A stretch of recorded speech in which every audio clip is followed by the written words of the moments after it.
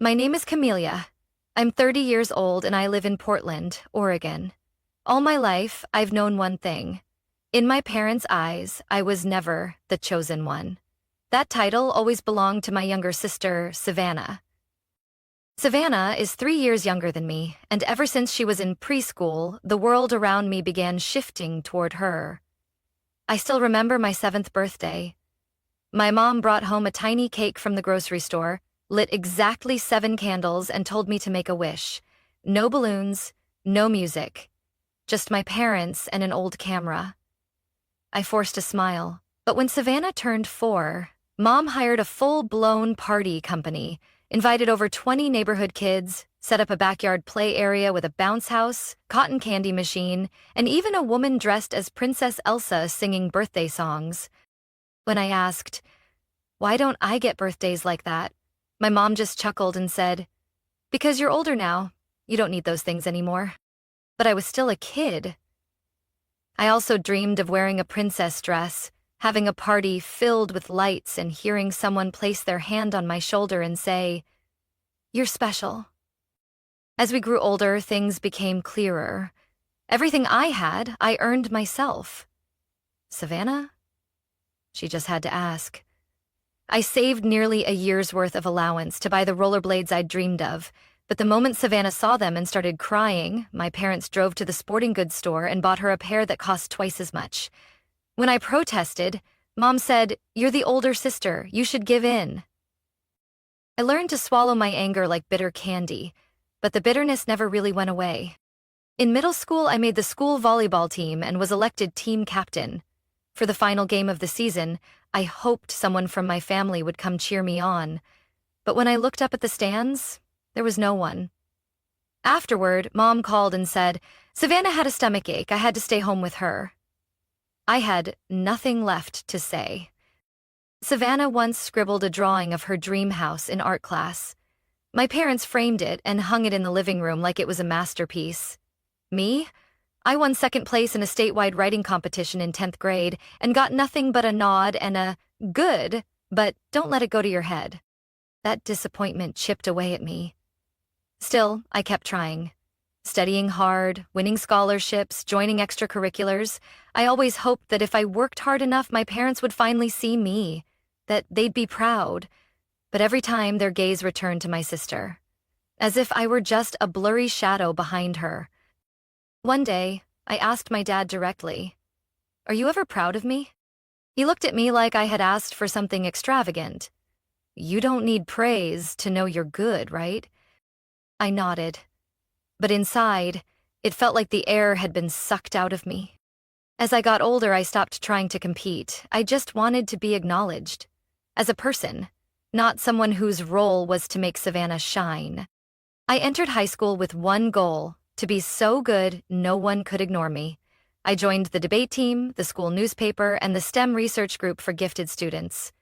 While my friends were still figuring things out, I had a detailed plan for each school year: grades, achievements, projects, even my college applications. I stayed up late doing homework and spent weekends volunteering at the city library. Every time I aced an AP exam or got accepted into prestigious summer programs, I'd rush home hoping for a simple, "well done" from my parents. But every time, I was met with silence or a, "That's good, but don't get complacent." And Savannah? She got a C+ on a math test and came home bragging. Mom took her out to celebrate. Dad said, "That's amazing, math was always a nightmare for me. You're already better than I ever was." I stood in the kitchen holding a glass of water, but it felt like I was holding a stone. It wasn't Savannah's fault. Honestly, I don't think she even realized she was wrapped in a cocoon woven by our parents. But the truth was, she was always praised, always rewarded, even when she did a fraction of what I did. I remember the parent-teacher meeting in 11th grade. The principal herself invited me to a statewide student leadership forum. Only 10 students were selected across Oregon. I wrote the application myself, submitted the essay, and passed 3 rounds of interviews. When I brought the invitation letter home, Dad glanced at it and said, "Don't forget your chores if you're going to be gone. Your mom can't clean everything alone." As for Savannah, When she said she wanted to learn how to drive, my parents immediately gave her a used Subaru and hired a private driving instructor. I learned to drive using Aunt Lucy's car on weekends, practicing alone in an empty grocery store parking lot after work. I wasn't jealous of Savannah.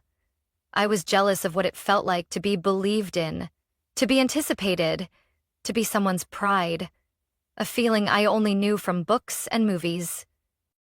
I received a full scholarship to Clarkford University, an elite school with an acceptance rate below 10%. I came home holding the acceptance letter, heart pounding with joy. But when I handed it to my mom, she said, "Clarkford?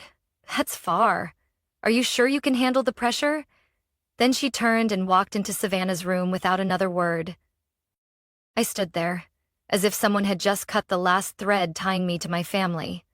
Not because she doubted me, but because she didn't even want to believe I could achieve something worthwhile. That spring break, Savannah wanted to go to New York with her friends. My parents didn't hesitate to pay, and even bought her a new camera to capture her youth. Me? I asked for money for a plane ticket to attend an international scholarship interview in San Francisco. Mom shook her head and said, "You should learn to save. You already got a scholarship and still want more?" So I went. Alone, using money I earned from my cafe job and selling things on eBay. I sat on the plane, looking out the window, tears falling, not from loneliness, but because I finally understood no matter how hard I tried, in my parents' hearts, that place would always belong to Savannah. I entered college like someone stepping out of the dark, still squinting at the light. While my classmates had parents helping them move in, I quietly carried 2 suitcases onto the first bus to the Clarkford campus. No one saw me off. No good luck hug. No one watching from behind. I was used to that. But this time, the emptiness wasn't so easy to swallow. The more I tried to stand tall, the more I realized a growing hole inside me. Something achievements and busyness couldn't fill. I developed chronic insomnia, often staying up until morning. Sometimes I'd sit staring at a blank essay for hours without typing a single word. I didn't tell anyone, because I believed if I showed weakness, no one would be there to help me up. Everything truly collapsed when I fainted in my sophomore finance class. The doctor said it was a nervous breakdown caused by prolonged stress. That's when the school required me to meet with a counselor. During the first session, I sat silently for 15 minutes. Then the counselor gently asked, "Camilla, do you feel like you're straining just to be seen?" I broke down in tears. I couldn't hold it back anymore. Those therapy sessions pulled me out of the fog. I began to understand that emotional neglect from family wasn't my fault. That what I experienced was real harm, not me being too sensitive like Mom always said. After 2 years, I learned to rebuild my self-worth from those shattered pieces. I chose finance as my major, not because anyone guided me, but because I wanted to build the kind of stability I never had. I worked at the Student Support Center, then landed an internship at a small investment firm. I started earning my own income, just enough to cover the tuition not covered by my scholarship and rent a tiny room off campus. No more hearing Savannah scream through the house about missing shoes, or Mom calling me downstairs to scrub the kitchen while I studied. I graduated with honors, received offers from 3 major firms. I chose a financial consulting company in Seattle, where I knew I could truly grow. 7 years have passed, and I'm still there. From analyst, I was promoted to team leader, then to associate director. I work tirelessly, but for the first time, I feel seen. No one sees me as someone else's shadow anymore. At 27, I bought my first apartment. It was a small space filled with light near Green Lake. I stood in front of the door for 10 minutes, just holding the key, breathing in the feeling of finally belonging to something that no one had to give me. I didn't call my parents. I knew if I did, they'd only ask, "How many square feet is it?" and then start talking about how Savannah just launched another TikTok channel that was pretty fun. But that was fine. I no longer lived for their praise. I kept my distance. I only went home once a year for Thanksgiving and usually left early. Conversations with my mom rarely went beyond, "How have you been?" and "Savannah just got a new haircut." "It's gorgeous." Dad barely spoke at all. I thought I was used to it.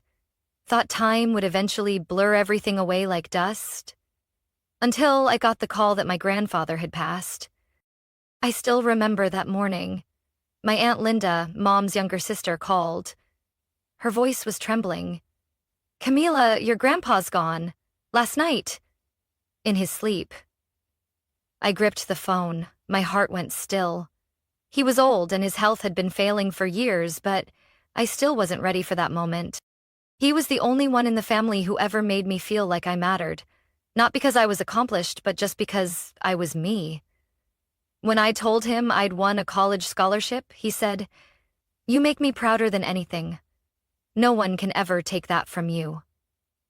That sentence had carried me through some of my darkest days. The funeral was quiet, somber, and awkward. I arrived early, stood silently in front of his photo, and placed my hand gently over my grandmother's trembling fingers. Savannah stood next to our parents, looking polished, her eyes red, but I couldn't tell if it was from grief or because Mom had just told her about the inheritance. A week later, the whole family was invited to the lawyer's office for the will reading. I didn't think much of it. I went out of obligation. That changed when Mr. James, my grandfather's longtime estate attorney, flipped through the papers and read aloud, "All of my personal assets, including real estate, investment accounts, and savings, shall be equally divided among my 3 grandchildren, Camila Harper, Savannah Harper, and Levi Anderson." I froze. The lawyer continued, "As of now, the total value to be divided is approximately $1.5 million. Each recipient will receive $500,000. The room fell silent. It felt like I'd just been swept into a storm. Not because of the money, but because I knew, at that very moment, my parents wouldn't let this go. And I was right. That evening, just after I got home, I received a text from my mom. "Are you free? Dad and I would like to stop by and talk." 15 minutes later, they arrived.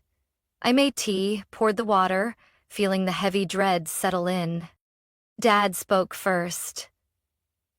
"Camila, your mom and I think it would be fairer if you gave your share to Savannah. She's going through a rough time. She's only working part-time at the bakery, and she just broke up with her boyfriend. We know you'll understand." I was stunned. I looked at my mom. She didn't meet my eyes, just fiddled with her purse strap. "You're doing fine. You have a good job, your own place, a car. She has nothing." I clenched my jaw. My words came out like stones dropped into water. "But that's Grandpa's money. He chose to divide it equally. I didn't ask for it." Mom looked up, her expression now heavy with disappointment. "You're being selfish, Camila. If he knew Savannah's situation, I'm sure he would have wanted you to share." I stood up. My voice trembled. "If Grandpa wanted Savannah to have everything, he would have said so. This was his decision. Not mine, not yours." Dad slammed his hand on the table. "Do you not remember who raised you, who fed you, paid for your school supplies, took you to the orthodontist, and now you want to take everything and leave your sister behind?" I was speechless. Everything I'd ever taken pride in, my independence, was suddenly twisted into a debt I never agreed to. "Did you forget who worked since age 16? Who paid tuition after the scholarship ran out? Who took out credit to buy her first laptop, while Savannah got a brand new MacBook as a gift?" Silence. Dad took a deep breath, then said coldly, "If you keep that money, don't expect to ever set foot in this house again." I let out a soft, joyless laugh. Then I said, quiet but clear, "Maybe it's time I stopped trying to." They left shortly after, leaving my nearly paid-off apartment filled with the scent of cold tea and the echo of accusations. I sat alone. Something in me broke, but something else was set free. I knew the battle wasn't over, and I knew my parents wouldn't stop, because to them, I had never been the rightful heir. Just 3 days after that confrontation, I received an email from James's law office. The subject line was chilling. Temporary change of will, executor notification. My heart pounded as I opened it. The letter confirmed that my father, Daniel Harper, had just been appointed as the official executor of my grandfather's will, and that he had filed a petition to review the distribution on grounds of diminished mental capacity. I was stunned. So this was their next move? Twist the intentions of the dead to serve a child they deemed more deserving? I immediately called my grandmother. Her voice was calm, but this time I could hear a sharpness I hadn't before. "I know, Camila, and I'm not sitting this one out." I went to her house that afternoon. The red brick home in Spokane was as quiet as ever, but today the silence felt heavy, with truths long kept hidden. She sat me down at the kitchen table where I used to eat apple pie every fall. "Camila," she said, placing a thick folder in front of me, "did you know, years ago, your father tried to convince your grandfather to leave everything to Savannah?" My eyes widened. "What? You were still in college then. He emailed your grandfather." 3 pages long, arguing that you were independent and Savannah was sensitive and vulnerable, that an equal split wouldn't be fair. I clenched my fists. She nodded, as if she expected that reaction. "But your grandfather refused. He said clearly, 'I have 3 grandchildren, and I won't let any of them feel less valuable than the others.'" She pulled out a copy of the will. "This," she said. "This is the final version. Your grandfather personally added this clause. Any individual who challenges the distribution or attempts to alter it will forfeit their share." I read those lines over and over, relieved and burning with anger. My father had known, yet he still tried to manipulate it. Worse, he used his position to twist everything in Savannah's favor, while treating me like I was in the way. Grandma handed me a USB. "This has the audio recording from the will amendment meeting. His original notes and signatures. If needed, give it to the lawyer." I held her hand tightly. "I won't. Let them undo his wishes." She placed her hand on my shoulder. "I've always known, if anyone in this family would stand up for what's right, it's you." The following week felt like a battlefield. My father emailed extended family claiming he had evidence that Grandpa was confused when drafting the will. My mom hinted indirectly on the family Facebook group that I was ungrateful, clinging to every penny, and breaking the family apart. I said nothing, but I was no longer afraid. I forwarded all the documents Grandma had given me to Mr. James, along with a formal request to review my father's role based on the will's dispute clause. The result came faster than I expected. The following week, Mr. James called an emergency meeting with all parties involved. In the cold, brightly lit conference room, he announced, "After thorough review of the evidence, including original audio and witness statements, we find no basis for claims of diminished capacity. Furthermore, under Clause 7, Daniel Harper is hereby removed from his role as executor." My father's face turned pale. My mother stared at him in disbelief. And me? I didn't say a word. I just looked toward my grandmother at the end of the table, and she nodded. I knew then, even if I wasn't the daughter they chose to cherish, I was the one Grandpa trusted to protect what was right. After that defining meeting, my grandmother, Eleanor, was no longer the quiet woman in the background. She became the one leading the charge. The shield I didn't know I needed until she stood up.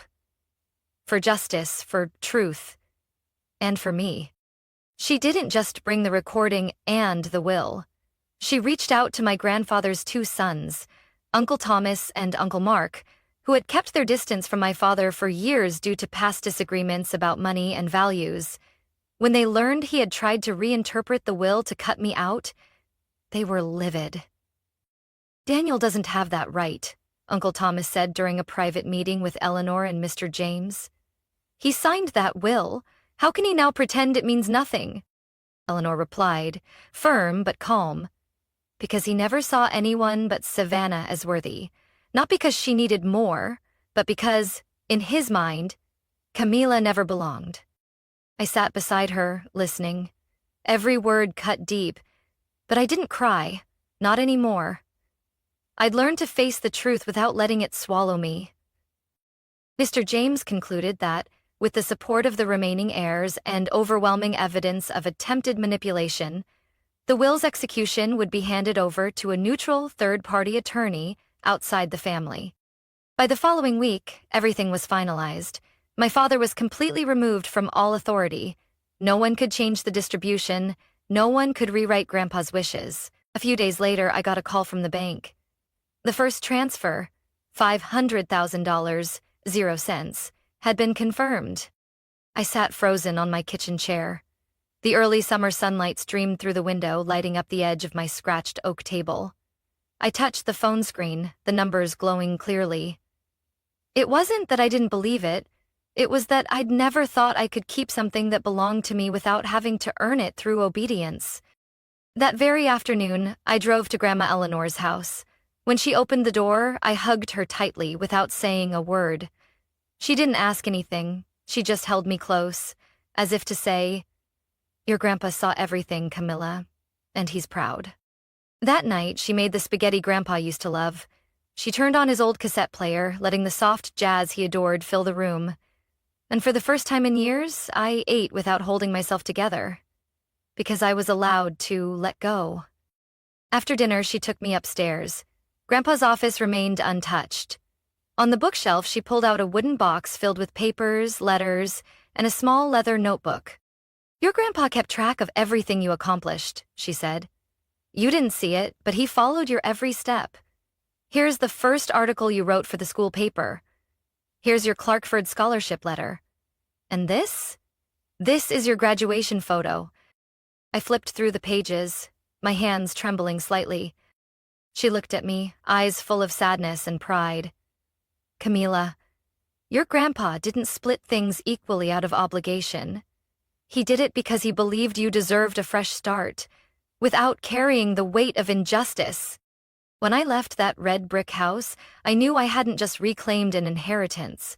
I had reclaimed my voice. And that meant more than any check ever could. But the story didn't end there. Because the very next night, Savannah called me. Her voice was shaking like it was about to break. "Camila, I don't know who to trust anymore. Mom and Dad want me to do something I don't want to do." I stayed silent, heart racing. I knew those words were a doorway, one that led to a truth I hadn't yet heard, and I had to brace for the next storm. That call from Savannah was the first stone dropped into a still lake. Ripples followed fast. Less than 2 days later, I got a text from my mother. "What did you say to Savannah to turn her against us? Are you happy now?" I didn't reply, but from that moment on, the lines were clear. I had become the enemy, not because I chose to be, but because they had pushed me there. A week later, I was removed from the family Facebook group. No warning, no one spoke to me, no one asked if I was okay. They simply erased me, as if I'd never existed. Then came the rumors. A former classmate of Savannah's messaged me. "Hey, did you really force your grandpa to rewrite his will? People are saying you pressured him by making constant demands." I was stunned. Not by the accusation, but by knowing exactly where it came from. My mother, the one who once said family is everything, had now become the source of the cruelest stories about me, spreading like wildfire through tea circles, church groups, and whispered texts behind my back. And it didn't stop there. My father sent an email to my lawyer stating that the family no longer considers Camila a moral representative, and that all assets should be reevaluated to protect the Harper family's core values. My lawyer replied with a single line, "We'll let the law decide who's defending what's right." Whatever was left of our family fell apart completely. I wasn't invited to Grandma's birthday. A cousin unfollowed me on Instagram, and the uncle I was closest to texted, "Camila, your aunt is heartbroken. Are you sure this is what your grandpa would have wanted?" I didn't answer, because there's nothing left to explain when the truth's been twisted so badly no one wants to see it. I started avoiding gatherings. I skipped Easter, spent the 4th of July in my apartment, watching fireworks through the window. Those quiet nights became the space where I stitched myself back together, little by little. I no longer waited for a phone call, no longer hoped for a text from Mom asking if I was okay. But then Savannah called again, this time after 10 p.m. Outside, everything was dark. Camila, Mom told everyone you manipulated Grandpa, that you threatened to leave the family if you didn't get more. I know it's not true, but I'm scared if I speak up, she'll never forgive me. Her voice trembled, and I realized Savannah was a victim too, just from the other side of control. Have you ever thought, I said softly, that a family that only loves you when you stay quiet might not be love at all? Savannah was quiet. After a long pause, she said, I'm trying, but they make me feel like I'm doing something wrong just because I started thinking differently. I didn't blame her. Not anymore. I understood now. Some people have to go very far and hurt very deeply before they can see the place they've escaped from. But my parents showed no signs of stopping. I heard that Dad was threatening to sell the ancestral home in Spokane, saying Camila betrayed the roots of this family and doesn't deserve to hold onto any memories. I said nothing, but Grandma did. She called me after a private family meeting I hadn't been invited to. Her voice was calm, but firm. Camila, you're not alone. Don't let them make you bow your head just for having self-respect. And in that moment, I realized true family isn't who shares your last name. It's who's willing to stand in the crowd and say, I believe her. But it still wasn't over, because a few weeks later I got a letter. Not from my parents, but from the tax office. They were investigating suspicious assets filed under Savannah's name. One of the transfers traced back to an old account that had belonged to my dad, right during the week my grandfather died. I set the letter down. My chest felt cold. This wasn't just emotional anymore. This was something bigger and darker, unfolding behind the curtain called family. Not I. I didn't think Savannah would ever show up at my door again, especially after everything. But on a Saturday afternoon at the end of the month, as I was cleaning the kitchen and the radio played one of Grandpa's old jazz favorites, the doorbell rang. I opened the door. She was standing there, no makeup, no fancy clothes, just Savannah, plain, tired, and red-eyed. I stepped aside to let her in without a word. We sat on the sofa, the silence broken only by the sound of wind slipping through the curtains. After a long pause, Savannah finally spoke. I'm sorry. I turned to her. She clutched the hem of her coat, eyes fixed ahead. Not just for what Mom said, but for not doing anything. I knew they treated you unfairly. I just didn't dare speak up. I nodded. I understood. Because if I'd been Savannah, the one put on a pedestal, loved to the point of suffocation, I might have felt like speaking up was a betrayal too. Mom and Dad asked me to sign papers to temporarily transfer my inheritance into Mom's account, she continued. They said it was for tax purposes. I refused, and Mom told me I was no longer her daughter. I took a deep breath, not from surprise, but from hurting for her. Camila, I don't want to become a copy of them. I want to understand why I was so spoiled while you were always expected to give everything up. I was speechless. I used part of Grandpa's money to enroll at the community college, she said. I'm studying social work. I want to help people hurt by their families, like you. And like me. I couldn't hide my surprise, not because Savannah wasn't capable, but because she had dared to step out of the role our parents wrote for her. We talked until late that night. About Grandpa, about all the times I tried to be seen, about how Savannah never felt strong enough to stand on her own, because everything was always handed to her. I was jealous of you, she whispered, because you could make your own choices. I only knew how to follow what I was told. That confession didn't make me feel victorious. It made me feel light. Because for the first time, we truly saw each other, without our parents' filter. Since then, we've kept in touch regularly. Every Wednesday, Savannah calls me after class, and I send her reading material on psychology, autonomy, and boundaries in relationships. A month later, she invited me to her first presentation in soft skills class. Her hands shook holding the mic, but when she saw me in the front row, she smiled. At the end of her talk, she said something that silenced the whole room. I used to think family was a constant, a safe place, but sometimes you have to go far away from it to learn who you really are. I didn't clap loudly. I simply stood up, walked over, and hugged her. No more words were needed. Now we've made it a weekend ritual to walk around Green Lake together, where I used to jog alone after long work days. Now, it's where we both begin to heal. I'm not sure if my parents will ever understand the change that's happened. At one point, Mom called Savannah in tears, saying, "Camilla's gotten into your head, and this family's falling apart over some money." But this time, Savannah didn't fold. "I'm choosing the truth, Mom," she told her. "I'm choosing to do what's right, not to stay silent like before." When she told me that, I looked at her for a long time. In that moment, Savannah wasn't the pampered girl who didn't know fear anymore.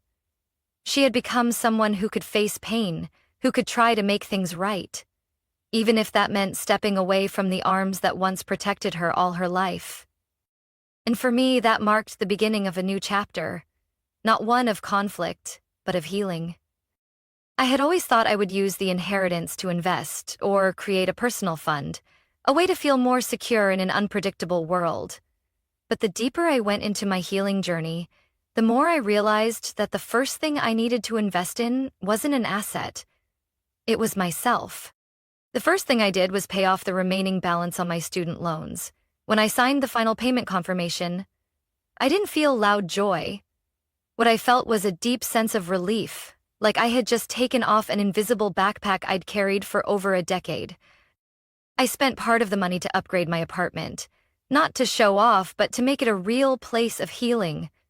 I swapped out the old sofa for a soft olive green chaise, installed larger windows that opened to the balcony, and planted lavender and mint in small pots. Every morning, I pull back the curtains, take a deep breath, and make tea with the same teapot Grandpa once used. And for the first time, peace doesn't feel like a distant concept. I also helped Savannah pay for her first semester's tuition. She tried to decline, but I told her, "This isn't Mom and Dad taking care of you. This is me choosing to support someone who stood up for herself." She nodded, eyes watery, and from that moment, the awkward distance between us disappeared. The closer I grew to Savannah, the more I realized how many people out there were just like us, carrying wounds caused by favoritism, control, silence, or denial from those who were supposed to love them most. I began reading about family trauma.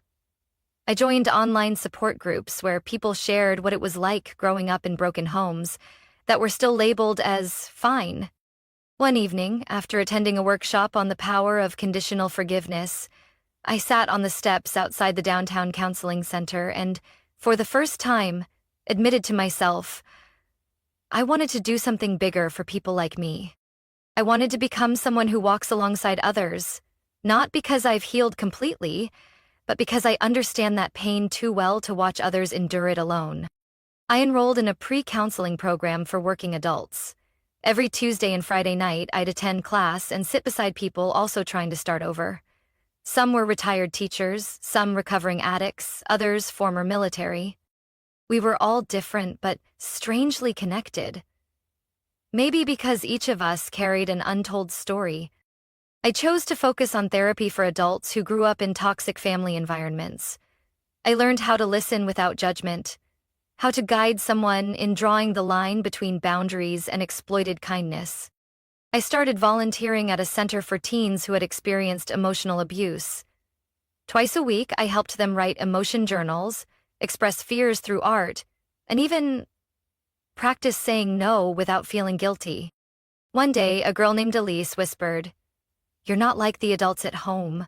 You don't look at me like I'm a problem." I just smiled and said gently, "That's because you're not a problem.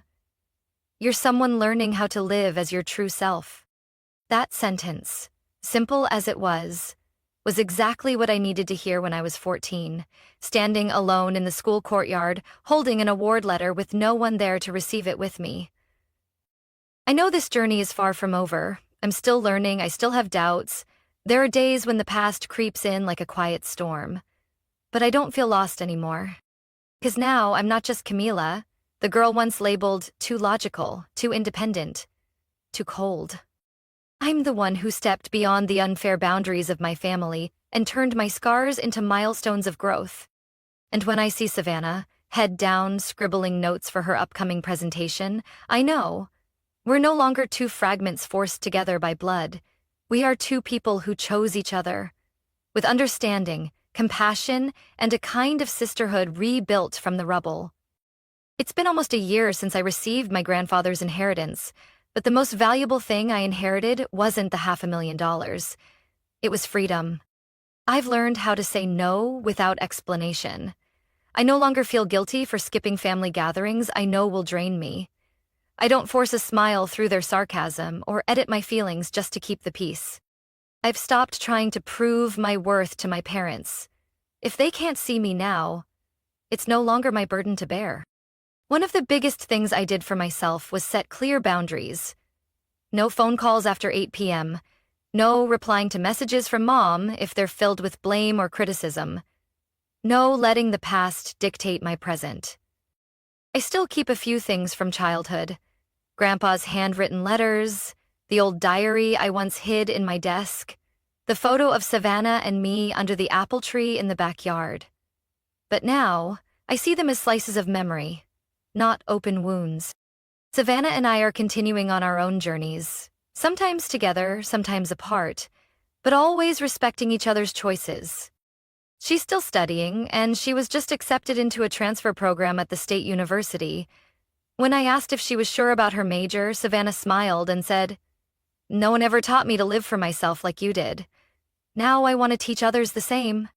We had a small spring picnic at Lincoln Park, just the two of us, some simple food, and a speaker playing Grandpa's favorite jazz tunes. As the sunset lit up her face, I realized, some things we think are broken forever can be put back together. If we're brave enough. I started building my own project, a support group for adults who grew up in families shaped by control, favoritism, or emotional neglect. I called it New Arms. Not just a place for healing, but a place to redefine what family can mean. The project has been slow but steady. We hold small weekend sessions, invite guest therapists, and create safe spaces for people who've never had the chance to be heard. A woman in her 40s once cried, sharing how her mother always compared her to her sister. A college student admitted he'd never pursued his dream major because his dad said it was useless. I listened to every story, and each one reminded me of my own. I also began offering one-on-one sessions, once a week, with a limited number of clients. I wasn't chasing numbers, I just wanted to do it right. And enough. Grandma remains my quiet companion. She came to the opening of New Arms and gave me Grandpa's old scarf from his final years.